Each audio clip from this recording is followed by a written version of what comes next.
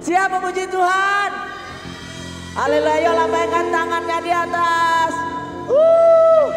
Kita tidak boleh lelah memuji Tuhan sebab Tuhan juga tidak pernah lelah untuk menebus dosa kita. Amin. Haleluya. Mari kita bersukacita memuji Tuhan. Yuk bersama-sama kita katakan. Jangan lelah bekerja di ladangnya Tuhan. Roh Kudus yang beri kekuatan, yang mengajar dan menopang. Sekali lagi katakan, tiada lelah bekerja bersamamu Tuhan. Roh Kudus yang mencukupkan atas segalanya. Ratakan tanah bergelombang, timbullah tanah yang berlubang, menjadi siap dibangun. Bangun di atas dasar iman. Ratakan tanah bergelombang, timbullah tanah yang berlubang, menjadi apa? Menjadi siap dibangun di atas dasar iman. Bekerja di ladangnya Tuhan. Roh Kudus yang beri kekuatan, yang apa? Yang mengajar dan menolong. Yuk maju semuanya, katakan. Tiada lelah bekerja bersamamu Tuhan, yang selalu mencukupkan atas segala. Yuk melompat bagi Tuhan, katakan. Katakan tanah bergelombang, timbullah tanah yang menjadi apa? Menjadi siap dibangun di atas dasar. Ratakan tanah bergelombang, timbullah tanah yang berubah, menjadi siap dibangun di atas dasar iman. Sekali lagi katakan. Katakan tanah bergelombang, timbullah tanah yang menjadi siap dibangun, menjadi siap dibangun di atas dasar iman. Katakan tanah bergelombang, timbullah tanah yang berubah, menjadi apa? Menjadi siap dibangun di atas dasar iman. Menjadi siap dibangun, menjadi siap dibangun. Sekali lagi, menjadi siap dibangun di atas dasar iman. Yuk saya mau teman-teman mengangkat tangannya di atas semua. Yuk tangannya di atas semuanya. Kita mengangkat pujian. Haleluya, kau ada dalam hatiku, takkan patah semangatku, takkan hilang kekuatanku. Haleluya, ku mau bersorak bagimu, sukacita Yo lebih lagi dong buat Tuhan, angkat tangannya di atas. Haleluya, kau ada dalam hatiku, takkan patah semangatku, takkan hilang kekuatanku. Haleluya, ku mau bersorak bagimu, sukacita surga nyata penuhiku. Sukacita surga nyata penuhi. Sukacita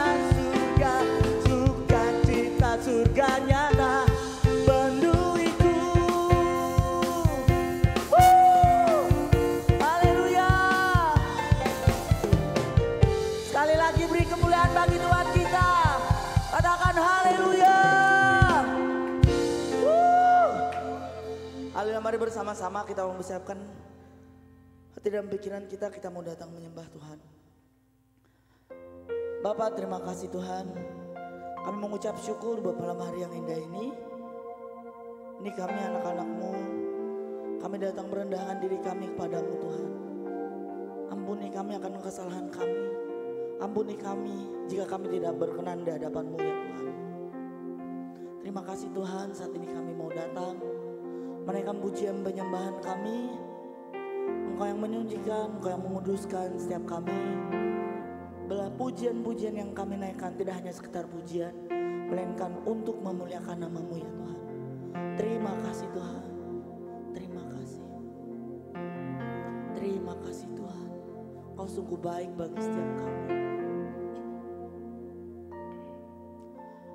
Bapa, Engkau baik. Bapa, Engkau baik. Kau selalu baik kepadaku.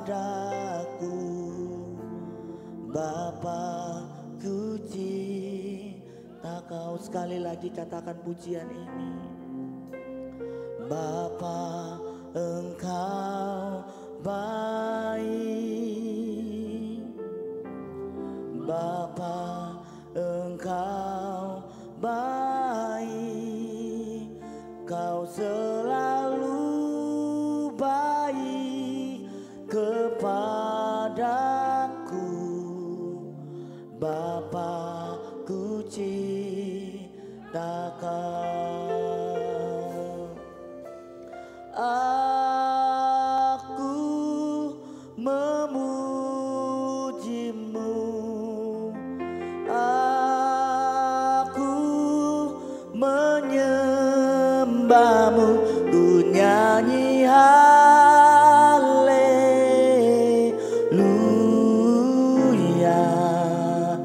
Bapa-Ku cinta Kau. Dengan penuh cinta kita akan katakan pujian ini sekali lagi.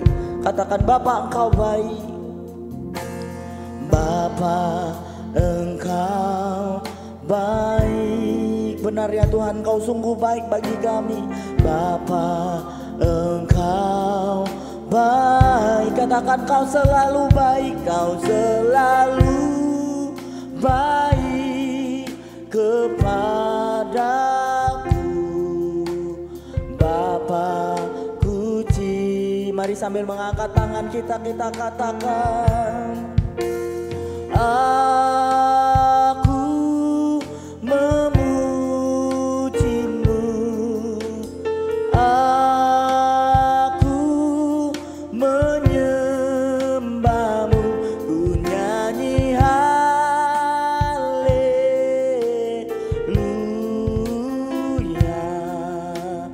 Bapa-Ku cinta. Katakan, aku memuji-Mu, aku memuji-Mu, aku menyembah-Mu, ku nyanyi haleluya.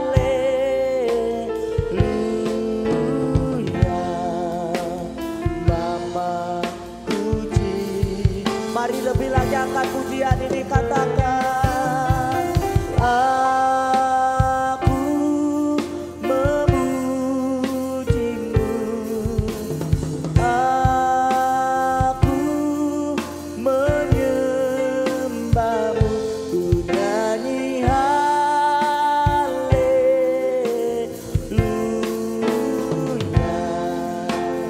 Bapa-Ku cinta Kau.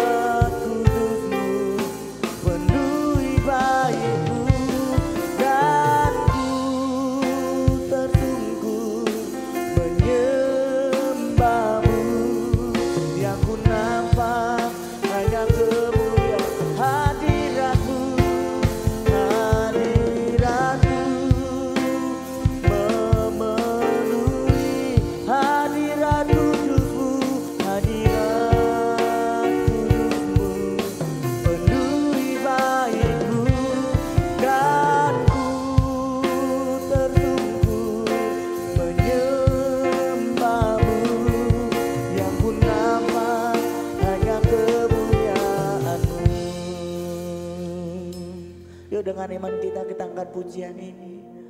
Hadirat-Mu memenuhiku,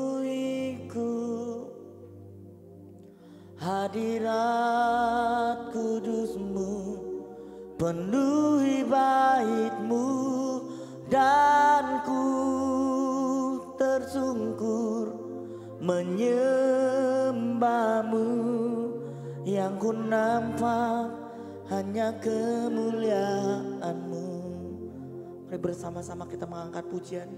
Kita mempersiapkan hati dan pikiran kita untuk menerima kebenaran firman Tuhan. Engkaulah segalanya bagi setiap kami anak-anak-Mu Tuhan. Engkau Bapa yang selalu ada untuk mengasihi setiap kami Tuhan. Apapun keadaan kami saat ini, kami mau berkomitmen Tuhan Yesus. Hanya Engkau adalah satu-satunya Bapa kami yang setia, yang selalu memelihara setiap kami ya Tuhan. Yes, thank you Jesus.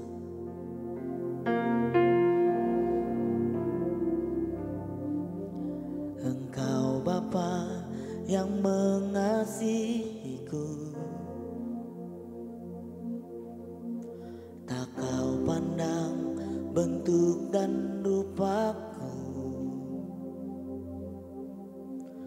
Kau yang mengasihiku dengan sepenuh hati, tak pernah sama seperti dunia ini. Engkau Bapa yang mengajariku melewati badai langit biru. Kau yang membuatku terbang bagaikan raja wali, mengatasi segala pencobaan. Kau Bapa-Ku yang baik, mengerti bahasa tetesan air mata, tak kau biarkan ku berjalan sendirian, sebab kau Bapa-Ku yang baik, engkau sungguh baik. Kita mengangkat pujian ini sekali lagi dari awal, katakan, engkau Bapa yang mengasihiku. Engkau Bapa yang mengasihiku, tak pernah kau memandang siapa kami, tak kau pandang bentuk dan rupaku. Kau yang mengasihi, kau yang mengasihiku dengan sepenuh hati, tak pernah sama seperti dunia ini. Bapa yang mengajariku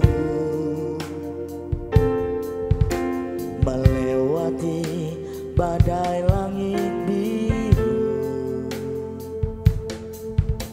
Kau yang membuatku terbang bagaikan raja wali, mengatasi segala pencobaan.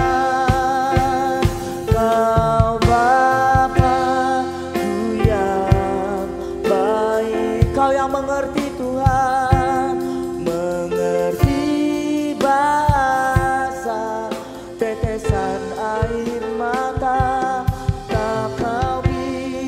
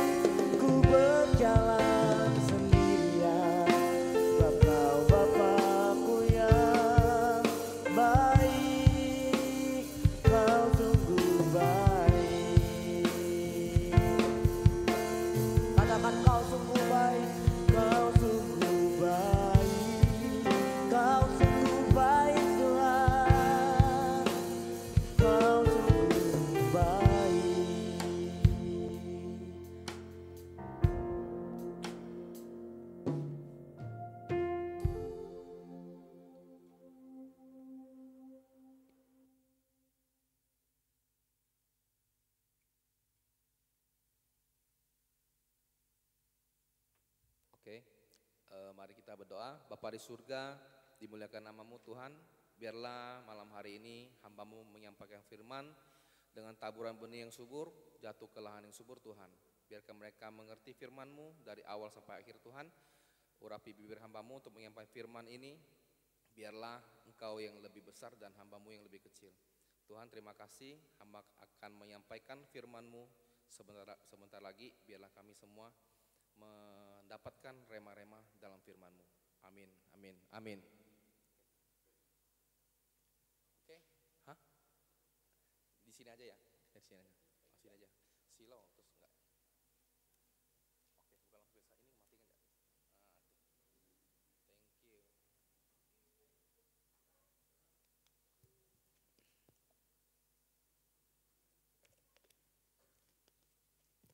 Salam adik-adik semua, apa kabar? Yang keras dong, cuman tutus. Salam, apa kabar semua? Oke, sama-sama luar biasa kalau gitu. Mungkin boleh dibuka itunya, PowerPoint-nya. Lukas boleh dibantu. Malam ini saya pengen menyampaikan firman itu adalah tentang keluarga. Menurut saya keluarga itu sangat penting sekali. Karena keluarga harmonis adalah surga di bumi. Setuju nggak adik-adik? Yang setuju angkat tangan ayo. Enggak angkat tangan itu apa? Ayo. Keluarga harmonis adalah surga di bumi. Setuju nggak? Setuju ya. Karena kalau keluarga kita di rumah nggak harmonis, itu akan merasa seperti neraka. Kenapa? Kan nanti saya akan ceritakan, oke? Mungkin saya akan bahas topiknya itu di awal adalah kasih mesra dalam keluarga. Apa sih arti kasih mesra dalam keluarga? Itu akan saya bagi lagi per poinnya. Nah gini, saya pengen kasih tahu dulu, apa sih arti keluarga?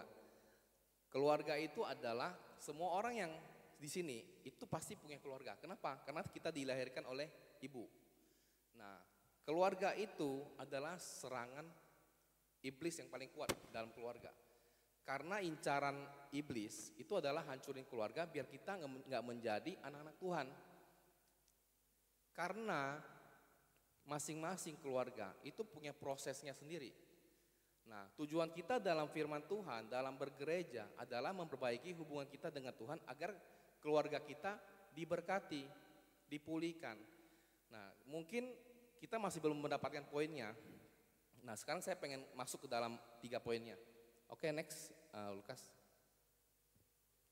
Ada 3 bentuk kasih mesra yang dapat dipraktekkan dalam keluarga dan juga 3 bentuk penerimaan dalam keluarga. Next.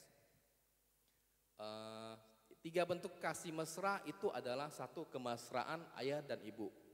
Kedua, kasih bapak kepada anak-anak. Dan ketiga adalah ketaatan anak-anak kepada orang tua. Kita masuk dulu ke poin pertama. Next. Kemesraan ayah dan ibu. Oke, kita baca sama-sama di Kolose pasal 3 ayat 18. 1, 2, 3. Ayo. Hai istri-istri, tunduklah kepada suamimu sebagaimana harusnya di dalam Tuhan. Konsep ini saya ubah menjadi seorang ibu itu harus tunduk kepada suami. Biar sebagaimana seharusnya di dalam Tuhan. Kalian di rumah seneng gak kalau bapak dengan mama itu akur? Tidak ribut, selalu harmonis, seneng gak? Tentu senang ya. Nah, karena dari itulah sumber kebahagiaan sesungguhnya. Cuman karena iblis itu gak seneng, dia selalu mencari cara untuk menghancurkan hubungan antara bapak dengan ibu. Nah, ini saya konsepkan hari ini, saya ceritakan hari ini. Untuk 1, bekal kalian ke depan, dan kedua, yuk kita sama-sama review bagaimana cara memulihkan keluarga kita. Karena setiap keluarga itu nggak ada yang sempurna, nggak ada yang sempurna. Bahkan di keluarga pendeta sekalipun, di dalamnya pasti penuh dengan masalah, penuh dengan konflik dan sebagainya. Karena cobaan-cobaan itu selalu diserang oleh iblis untuk menghancurkan keluarga-keluarga. Gereja sesungguhnya itu adalah di dalam diri kita, di hati kita dan di keluarga kita. Percuma kita bergereja kemana-mana, baca firman setiap hari, tapi keluarga kita hancur. itu percuma, wasted, sangat-sangat terbuang. Makanya kenapa fungsi gereja sesungguhnya adalah membetulkan, memulihkan keluarga menjadi apa yang Tuhan mau, bukan menjadi yang kita mau. Yang kita mau mungkin kita lihat gini, keluarga saya mau ribut mau apa, yang penting saya jadi orang baik. Itu salah. Yang penting saya berbuat baik, itu konsep salah. Yang benar adalah bagaimana saya menjadi orang yang baik dan benar, tapi keluarga saya pulih. Percuma kalau keluarga kita nggak pulih, kita jadi orang baik. Diberkati, memberkati di luar, di dalamnya kosong. Itu hanya menyiksa diri. Jadi hari ini kita coba bagaimana keluarga kita di dalam Tuhan. Itu penting sekali. Bagaimana cara harmonis, bagaimana cara memulihkan. Terutama yang bisa membuat mereka pulih. Mungkin ada papa mama yang suka cekcok, suka ribut. Nanti anaknya ini bisa menjadi sumber kebahagiaan mereka. Jadilah sumber berkat di dalam rumah. Nanti akan saya ajarkan caranya seperti apa. Oke. Ini yang pertama. Istri-istri itu adalah ibu-ibu. Dia harus tunduk kepada bapak. Biasanya sumber keributan adalah istri nggak mau, ibu nggak mau tunduk kepada suami. Karena mungkin banyak sekali masalah di luar, bisa jadi masalah ekonomi dan sebagainya. Itu nggak usah saya ceritakan. Tetapi terkadang ibu itu tidak bisa menghargai papa. Kenapa? Dia merasa tidak sesuai dengan standar mata dia. Dia merasa papa kok tiap hari suka marah-marah dan sebagainya. Akhirnya mama selalu marah, nggak bisa menghargai. Nah, caranya gimana? Makanya kita harus masuk dalam firman Tuhan yang mengajarkan kita hari ini. Next, coba. Yang kedua, di pasal Kolose pasal 3 ayat 19, kita baca sama-sama ya. Kebalikannya yaitu adalah, hai suami-suami, kasihilah istrimu dan janganlah berlaku kasar terhadap dia. Ini adalah satu kebalikannya, yaitu ayah itu harus mengasihi ibu, tidak boleh berlaku kasar. Tetapi berdua ini saling keterkaitan. Kalau di rumah bapak mama suka ribut, coba tanya, minta buka firman ini. Itu kalau sudah Kristen ya. Tapi kalau misalnya masih mungkin di sini mama papanya udah Kristen semua belum? Ada yang masih itu Konghucu atau apa di sini orang tuanya? Siapa yang masih itu? Masih ya, oke, nggak masalah. Karena bisa-bisa kita adalah sumber berkat untuk Tuhan Yesus masuk ke dalam keluarga. Itu cara Tuhan untuk kita memulihkan keluarga kita. Saya satu-satunya orang, bukan satu orang, salah satu orang yang bertobat dan membawa keluarga besar saya masuk dalam agama Kristen. Yang penting bukan masalah agamanya, tetapi bagaimana saya meneladani sikap Kristus yang akhirnya membuat saya berbuah, keluarga saya melihat pertobatan saya, mereka menjadi lebih baik. Akhirnya mereka mulai percaya dengan saya, mulai percaya dengan Tuhan dan mereka bertobat. Itu adalah kunci kita. Makanya anak-anak zaman sekarang, anak-anak yang di youth sini, saya harap jadilah pohon yang sehat yang berbuah baik. Akhirnya apa? Keluarga kita yang belum mengenal Tuhan, mereka tahu ternyata anak saya sudah seperti karakter Tuhan Yesus. Mereka akan bertobat, itu pasti. Oke? Nah, di sini kita lihat suami-suami adalah papa-papa kita. Kasihilah istrimu dan janganlah berlaku kasar terhadap dia. Di sini seringkali kayak gini. Kadang kita lihat papa kasar itu pasti ada alasannya. Tapi sebenarnya kasar itu bukan satu alasan untuk berbuat kasar. Jadi kalau mama papa sedang ribut atau apapun, kadang-kadang kita memang belum mengerti mereka yang maunya apa. Tetapi bagaimana caranya kita mendamaikan mereka biar keluarga kita harmonis. Firman ini sudah menunjukkan bahwa tidak ada yang namanya duluan, harus saling mengalah. Kalahkan ego itu. Yang bisa mengalahkan ego, makanya lahirlah anak. Terkadang anak inilah yang kadang-kadang menjadi, banyak sekali orang gini, saya bertahan sama kamu hanya karena anak. Saya bertahan dengan kamu hanya karena anak. Ini omongan sudah untuk omongan dewasa. Tetapi kenapa saya ceritakan? Bahwa kalian harus merasa sebagai anak itu adalah sumber berkat buat orang tua. Kalian nggak boleh merasa kalian itu kalau keluarga udah ribut rusak, kalian udah hopeless. Itu nggak boleh. Karena dari kalianlah orang tua berharap, mempunyai pengharapan. Walaupun kadang-kadang pengharapan itu salah. Dia berharap anaknya menjadi orang hebat, sedangkan dia sendiri belum berubah. Nah, kita sebagai anak, di sini anak youth semua yang belum married, saya bilangkan, kalau kalian merasa keluarga kalian, orang tua sering ribut, jadilah berkat dalam rumah. Akhirnya apa? Pengharapan itu tumbuh, bahwa saya akan berubah menjadi lebih baik karena anak saya udah jadi baik. Jangan memperparah keadaan dengan kita berbuat yang semena-mena. Akhirnya orang tua juga hopeless. Jangankan mau mengakui anaknya, mengenal Tuhan pun gak mungkin lagi. Karena dia merasa sudah putus asa. Ini untuk yang kedua. Oke, next. Nah, yang kedua adalah kasih Bapa kepada anak-anak. Dia tertulis dalam Kolose pasal 3 ayat 20. Kita baca sama-sama ya. Oke, 1, 2, 3. Hai anak-anak, taatilah orang tuamu dalam segala hal, karena itulah yang indah di dalam Tuhan. Oke. Di sini ditulis, hai anak-anak, berarti kita semua yang menjadi anak ya. Kita semua punya orang tua ya, betul ya, setuju ya. Nah, kalau kita punya orang tua, apakah kita sudah taat dengan orang tua? Kalau kita masih belum taat, taat itu adalah bentuk kesetiaan di level yang tinggi. Dan mati gini, kita nggak pernah lagi mau nanya alasan kamu apa nyuruh saya. Alasan kamu apa untuk panggil-panggil saya suruh ini itu. Enggak. Taat itu adalah nunduk, setia, bekerja. Jadi kadang-kadang orang tua kita suruh kita A, B, C, D, kita ngelawan karena kita merasa ini nggak cocok buat saya lebih tahu dari kamu dan sebagainya. Itu nggak taat. Taat itu adalah tanpa komplain, langsung melakukan. Kenapa? Orang tua nggak mungkin ngejahatin anaknya. Orang tua nggak mungkin celakain anaknya, kecuali sudah jadi harimau, ya kan? Harimau pun masih nggak mau makan anaknya sendiri.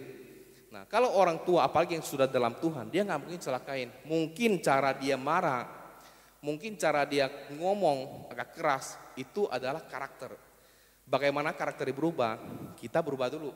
Jangan pernah mau merubah orang lain, terutama orang tua kita, kalau kita sendiri belum berubah. Ubahlah diri kita sendiri sampai akhirnya mereka melihat perubahan itu dan mereka berubah. Itulah kuncinya. Jadi di sini ketiga ya, oke. Ketiga adalah ketaatan anak-anak pada orang tua. Di Kolose 3 ayat 21. Hai bapak-bapak, janganlah sakiti hati anakmu supaya jangan tawar hatinya. Seringkali terjadi di rumah, dimanapun berada, orang tua dengan anak, terutama papa dengan anaknya, sering cekcok, sering menyakiti hati anaknya. Itu adalah bentuk pendewasaan. Jadi jangan sampai salah paham, terkadang umur-umur seperti kalian ABG, kalian akan berontak, merasa papa kok nggak pernah ngerti saya maunya ini itu kok nggak pernah paham dengan pikiran saya. Itu salah besar, karena mereka punya pengalaman lebih, mereka mengerti apa yang kalian lakukan, makanya mereka larang, makanya mereka tahu di luar sana bahaya. Nah, makanya kita terkadang mengambil keputusan itu berdasarkan apa yang kita pikirkan di sekeliling kita. Apalagi anak cowok dengan cewek ya. Kalau sudah ketemu teman, dia bela-belain temannya daripada orang tua. Siapa yang di sini kayak gitu? Ada ya? Oke. Karena yang seperti ini itu agak beresiko. Karena jangan sampai kalian mengira orang di luar sana itu baik. Orang di luar sana, saya nggak ada bilang semua jahat, enggak. Tapi manusia hidup itu dari motivasi. Seseorang mempunyai relasi hubungan dengan kita, itu punya tujuan. Antara dua aja, tujuan baik apa tujuan jahat. Jadi nggak ada satu orang pun yang mendekati kita, itu yang nggak ada tujuan. Saya mendekati itu terus, itu karena saya punya tujuan untuk baik ke dia, berteman untuk menyembah Tuhan. Saya ketemu si Abun, membangun relasi, kenapa? Untuk saya sayang dia, memberikan dia sesuatu kasih sayang dan sebagainya. Tidak ada seorang pun yang berteman dengan seseorang tanpa tujuan. Hanya ada plus dan minus. Jadi kenapa orang tua melarang kita untuk ini dan itu? Mereka sudah tahu asam garam. Bagaimana ditipu orang, bagaimana dikhianatin oleh orang, bagaimana dia menjadi membuat satu masalah dan sebagainya. Dia mencegah kita untuk melakukan hal yang sama. Nah, makanya kadang-kadang saya lihat anak-anak kalau berontak dengan orang tuanya, saya kasihan. Saya kasihan apa? Kalau sudah anak-anak berontak, sumber pengharapan orang tua itu di mana? Di Tuhan dan di anak. Karena akan kasihan sekali seorang tua kehilangan harapan atas anaknya. Karena itulah masa depan mereka di keluarga. Anak menjadi tumbuh besar, dewasa dan menjadi sukses itu adalah suatu kebanggaan besar, besar sekali. Makanya kita jadi anak-anak bertumbuh yang benar, yaitu dalam firman Tuhan. Firman Tuhan itu tidak akan mencelakakan kita sama sekali.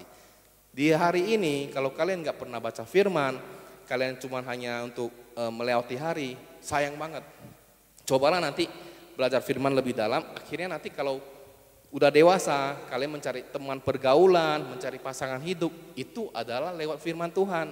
Jangan pakai nalar sendiri, wih ganteng ya, wih cantik ya, nanti masuk lubang. Kenapa? Karena yang dinampak oleh muka mata manusia belum tentu baik. Apa yang kita pengen minta sama Tuhan, apa yang kita mau minta sama Tuhan. Kalau kita minta sama manusia, kecewa. Oke? Jadi anak-anak di sini, saya harap semua mengerti kalau orang tua melarang ini itu, mereka nggak akan jahatin kita. Mereka mau yang baik untuk kita. Jangan dilawan. Ikutin aja, taat. Kalau kita taat, Tuhan sayang. Di sini tadi yang sebelumnya ada tulis bahwa kita ketaatan itu adalah jalan dari Tuhan. Itu yang poin ketiga. Hai anak-anak, taatilah orang tuamu dalam segala hal, karena itulah yang indah dalam Tuhan. Oke. Sekarang kita masuk yang ketiga ya, kasih bapak ke anak. Kasih bapak, hai bapak, oke. Tadi apa semuanya? Oke. Karena bapak itu adalah figur pengayom, pemberi kehidupan juga penuh kasih kepada anak-anak. Papa itu adalah bukan public figure, itu adalah figur kita. Bagaimana dia mengajar kita, itulah kita. Makanya orang kalau ngomong, bagaimana anak itu menjadi orang, itu adalah figur dari papanya. Bagaimana hidup papanya, karena buah jatuh nggak jauh dari pohon. Makanya kalau kalian lagi keluar, lagi hangout, lagi apapun, melakukan sesuatu, itu kalian lagi mencerminkan keluarga kalian di luar sana. Makanya kita harus sangat-sangat menjaga. Tetapi saya mau tekankan di sini, keluarga harmonis itu bukan impian. Itu adalah rencana Tuhan dalam hidup kita. Tetapi nggak ada keluarga yang sempurna, harus kalian sadari. Karena keluarga yang sempurna nggak ada yang kayak di TV Korea, keluarganya harmonis tiap hari nggak ribut. Nggak ada. Tiap hari kita melewati masalah, pernah dimarah orang tua, pernah dimarah kakak adik, pernah cekcok, pernah dicerewetin, itu biasa. Tapi bagaimana respon hati kita biar keluarga ini utuh. Ini di sini anak-anak saya, Nelson. Saya tiap hari dengan dia, saya suka marah dia. Kenapa? Untuk kebaikan dia. Nelson cepat mandi, contohnya ya. Untuk apa? Biar dia taat dengan waktu. Nah, kadang-kadang marah-marah itu kalau dia tanggapinya serius, dia kecewa dengan saya, yang rugi siapa? Yang rugi dia. Tapi karena dia setelah ngomel-ngomel, saya ini nggak malas mandi, tapi dia mandi, selesai, beres urusan. Tapi dia nggak bawa lagi ke depannya, gitu loh. Nggak melakukan hal yang seperti ini lagi ke depannya. Jadi apapun yang orang tua ajar ke kita, itu untuk kebaikan. Oke? Sekarang kita next ke yang, udah mau jam 7 ya, 3 lagi. 3 bentuk penerimaan dalam keluarga. Setelah kita sudah mengerti, yang tadi adalah ketaatan anak-anak pada orang tua, sekarang kita masuk dalam penerimaan. Next. Itu adalah belas kasihan, sukacita, hidup baru. Next. Belas kasihan itu ada di pasal Lukas 15 ayat 20. Kita baca sama-sama ya. Maka bangkitlah ia dan pergi kepada bapaknya. Ketika ia masih jauh, ayahnya telah melihatnya. Lalu tergeraklah hatinya oleh belas kasihan. Ayahnya itu berlari mendapatkan dia, lalu merangkul dan mencium dia. Ini adalah cerita favorit untuk orang-orang yang sudah sering baca ya. Ini adalah cerita tentang anak bungsu yang dia foya-foya. Dia berbuat dosa dan menghabiskan uang bapaknya dan pulang ke rumah. Nah, setelah pulang ke rumah, apa yang dilakuin bapaknya? Kalau kita sebagai orang biasa, manusia normal, anak kita habiskan uang kita sebegitu banyak, habis modal kita, marah enggak? pasti marah. Jangankan uang besar, uang kecil pun kadang-kadang ada bapak yang sudah marah. Bisa-bisa diparang, digorok. Mau rasanya udah dikejar lah, ya kan? Kenapa? Masih terikat dengan dunia. Tetapi kalau kita sudah menciptakan keluarga yang harmonis, yang mengerti dengan firman, yang bisa menjadi sumber dari kita untuk mereka, kita akan membawa satu belas kasihan dari Bapak turun ke bawah. Bapak yang baik, dia akan punya belas kasihan. Anaknya mau sejahat apapun, dia tetap mengakui itu anaknya. Karena didikan dari dia, DNA dari dia, semua dari dia. Dia akan mempunyai belas kasihan walaupun anaknya bersalah seperti apapun, itu adalah anaknya. Dia akan mengakuinya dan mendidiknya menjadi lebih benar lagi. Nah, pengen gak Bapak kita seperti itu? Pengen sekali. Nah, gimana cara pengen? Biar mengerti firman. Cara mengerti firman gimana? Kalau mereka belum mengenal Tuhan, ayo dari kita yang sudah kenal Tuhan, ajarin mereka. Tapi ajarinnya jangan sok pintar. Pulang-pulang ini firman Tuhan, jangan. Tapi jadi dulu teladan yang baik. Jadi dulu mempunyai perilaku yang baik, di rumah jadi anak baik, dengerin orang tua, lama-lama mereka akan anak saya kenapa ya, kalau ke gereja, dia pulang-pulang sari sopan banget, tiap hari siapin teh, pergi sekolah nggak telat, mandi nggak telat, semuanya serba mantap. Dari itulah orang akan menilai, dia bergaul dengan siapa ya, oh bergaul dengan Tutus. Oh ternyata Tutus memberikan positif sekali untuk kehidupannya. Akhirnya dibolehkan ke gereja, lama-lama penasaran. Dia akan mengenal Tuhan. Tetapi kalau tiap hari kalian sudah diberi firman Tuhan, pulang rumah, ngomel-ngomel mama masaknya nggak enak sekali. Misalnya, pulang rumah, papa gimana sih, mau minta uang jajan kok nggak ada. Itu yang salah siapa? Berarti kita mengenal firman tapi tidak bisa melakukan, tidak bisa menjadi pelaku firman. Nah, kalau kita bisa menjadi pelaku firman, otomatis sekeliling kita akan terdeteksi, akan terradiasi apa yang kita lakukan untuk menjangkau jiwa-jiwa, terutama keluarga dan sahabat kita. Kalau kita sudah menjadi pusat radiasi dari Kristus, kita sudah menjadi berkat untuk orang lain. Makanya ubah dulu mindset kita. Bagaimana saya mau mengajak orang lain kalau saya nggak berubah? Nggak akan bisa. Makanya semua di sini saya pengen kalian belajar. Firman itu tidak hanya dibaca, dilewatin. Tapi dibaca, dimengerti, dilakukan. Terutama firman-firman yang mengenai diri kita sendiri. Nah, kuncinya apa? Di keluarga kita. Kalau keluarga kita sudah harmonis, kalian dewasanya juga enak. Mau ngapain kerja apapun sudah dipercaya, mempunyai integritas. Dimanapun berhasil. Itu udah janji Tuhan. Janji Tuhan itu iya dan amin. Enggak ada lagi. Kalau Tuhan sudah janji, dia enggak akan pungkiri. Kecuali manusia yang membelok. Karena manusia mempunyai free will. Kehendak bebas. Dia bebas pilih, kalau saya lakuin baik, saya akan gini. Tapi kalau saya lakuin jahat, kamu akan masuk neraka. Gitu aja pilihannya. Jadi ini yang pertama, Bapak kita itu pasti punya belas kasihan. Orang tua kita selalu punya belas kasihan pada kita. Kalau sampai nggak ada belas kasihan, berarti anaknya sudah nakal seperti apa saya nggak tahu. Karena bapak yang benar, dia pasti punya belas kasihan. Walaupun dia sudah sampai mendidik dengan keras, dia pasti punya rasa itu. Oke, next. Kedua adalah sukacita. Sukacita dan ambil pasal Lukas pasal 10 ayat 23. Dan ambillah anak lembu tambun itu, sembelilah dia, dan marilah kita makan dan bersukacita. Anaknya, tadi kalian baca, dia bersalah enggak? Bersalah. Tapi setelah bersalah, kok dia masih bisa bersukacita dengan anaknya? Karena apa? Karena ya anaknya. Kalian enggak tergantikan. Di rumah, kalian anaknya. Di luar pun kalian anaknya. Enggak mungkin hari ini kalian lagi baik-baik anaknya. Besok udah dimarah kalian bukan anaknya, enggak mungkin. Jadi di mana-mana orang tua ya orang tua kita, enggak ada mantan anak, enggak ada mantan papa, mantan ibu, enggak ada. Semua itu hubungan daging. Nah, Tuhan ingin menjaga keluarga kita, biar iblis enggak bisa masuk. Kalau iblis sudah masuk dalam keluarga, kita percuma beribadah, percuma. Kalau kalian tiap hari dengar firman, tiap hari ke gereja, tiap detik kalian di gereja pun, pulang rumah kalian ribut-ribut di keluarga, percuma. Mending gak usah datang. Kenapa saya bilang gitu? Ini sorry agak keras. Karena sumber pengharapan Tuhan itu di keluarga semua. Di gereja. Gereja artinya adalah keluarga, family. Keluarga-keluarga Tuhan yang berkumpul di gereja besar itulah menjadi satu gedung gereja.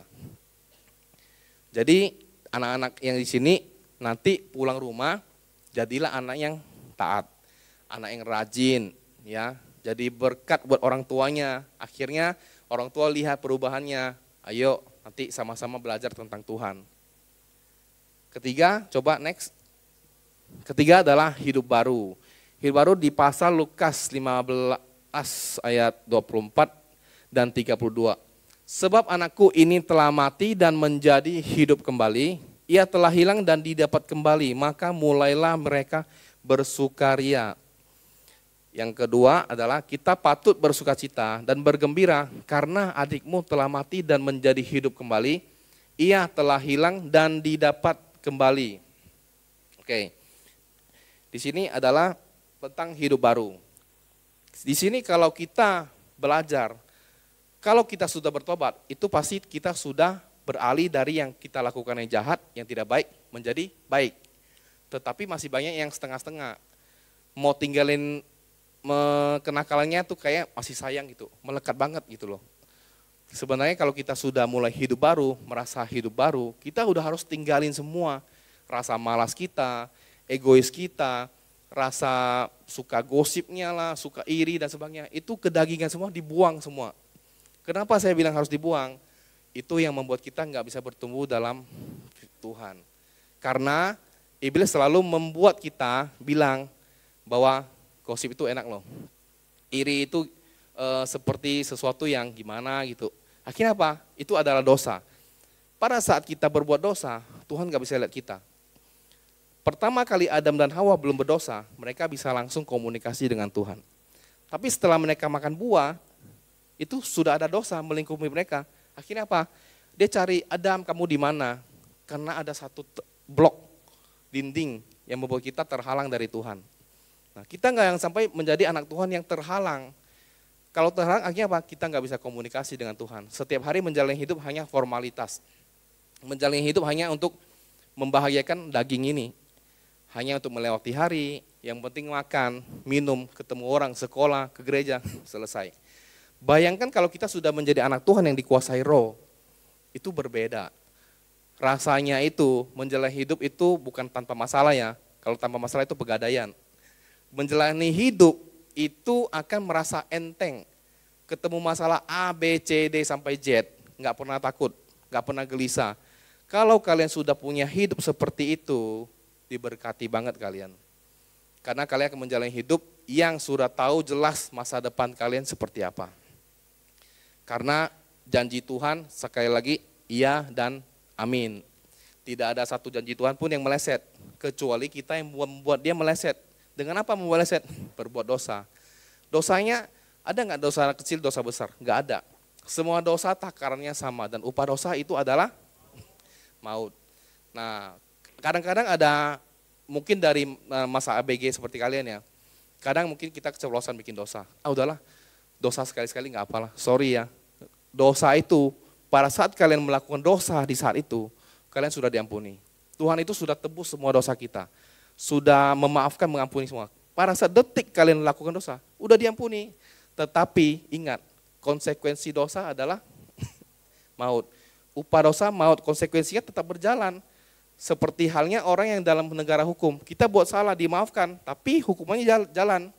Makanya jangan pernah merasa saya buat dosa seenak perut kita. Jangan. Karena pada saat kita berbuat, konsekuensinya jalan. Tuhan sudah ampuni, tapi konsekuensi jalan.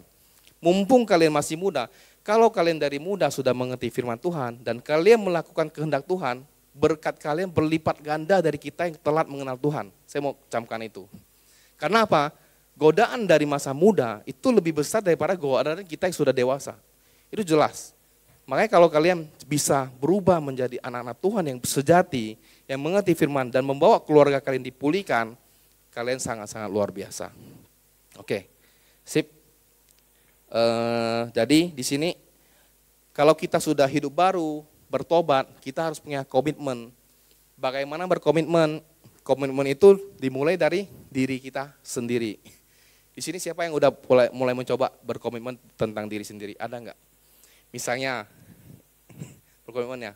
Jadi buat jadwal, saya mau bangun pagi jam berapa, mau sekolah seperti apa, ada enggak? Ada ya? Ada lagi? Berapa orang di sini?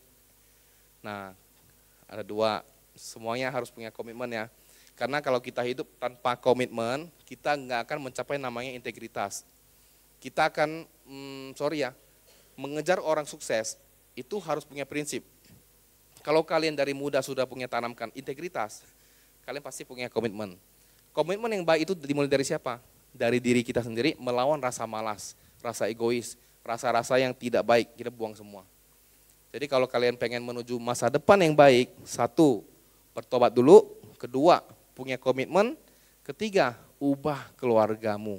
Mulai dari kamu dulu. Kalau orang tuamu sudah dalam Tuhan dan sudah dewasa dalam rohani, bahagialah kalian. Tapi kalau masih belum, jangan kecewa. Karena kalianlah sumber pengharapan mereka. Tuhan akan lewat kalian mengubah keluarga kalian menjadi luar biasa. Oke? Dalam 7, oke. Terima kasih. Malam ini saya sudah share tentang keluarga. Next akan saya lanjutkan tentang yang lain lagi. Banyak sekali hal yang mau saya sampaikan kepada anak-anak youth. Cuman karena saya masih baru dalam penyampaian firman, saya masih terlalu kaku, sorry ya. Karena saya masih belajar, saya akan ubah pelan-pelan sampai saya tuh bisa dengan enak komunikasi. Karena saya suka komunikasi 2 arah sebenarnya. Karena saya pengen tahu apa sih yang kalian butuhkan. Karena kalau saya nggak tahu apa yang kalian butuhkan, firman yang saya bawakan itu akan terasa kaku.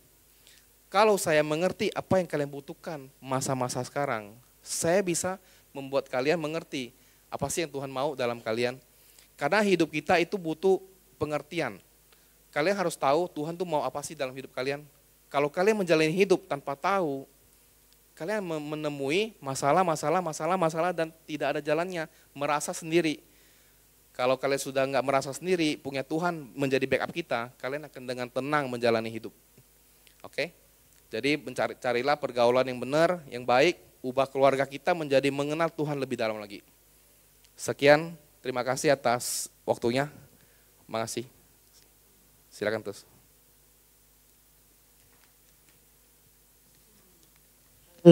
Puji nama Tuhan, teman-teman semua diberkati, amin. Yang diberkati sekali lagi lambaikan tangannya di atas dong. Haleluya, terima kasih buat Bapak Andi yang sudah memberkati anak-anak youth GB Fathers Love malam hari ini dengan kebenaran firman Tuhan. Yuk mari bersama-sama kita mau bersatu dalam doa. Bapak terima kasih, kami ucap syukur buat malam hari yang indah ini. Ini kami anak-anak-Mu Tuhan. Kami boleh menerima berkat kebenaran firman Tuhan. Kau pakai terus ya Tuhan Yesus, Om Andi Tuhan Yesus. Pakai terus dia Tuhan Yesus. Kau tambah-tambahkan hikmat, manfaat yang daripada Engkau Tuhan Yesus. Terima kasih Tuhan, sebentar juga kami akan memberi persembahan sebagai ucapan syukur kami kepadamu. Persembahan ini Tuhan untuk memperluas kerajaan-Mu di muka bumi ini. Terima kasih Tuhan, terima kasih, kami ucap syukur. Haleluya, amin. Oke, yuk saya jemput teman-teman semua bangkit berdiri.